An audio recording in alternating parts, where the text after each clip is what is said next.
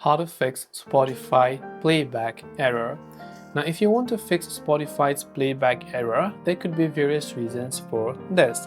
The first thing you want to start is by checking our internet connection. If you're using Wi-Fi, you can try to switch to cellular data or vice versa and then see if that helps you solve the problem. If that doesn't help you solve the problem, what you can also do is restart the app. So close the Spotify app from the background and see if that helps you.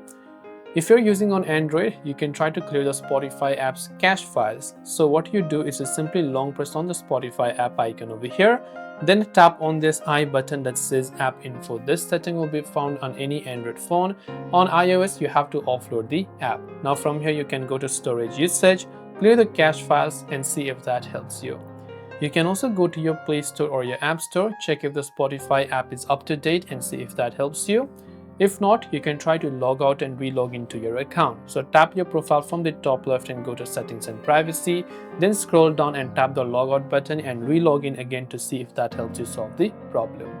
And hopefully some of these may have helped you solve the problem. If you have got any further questions, feel free to leave them down below. As always, thank you for watching and see you soon in the next video.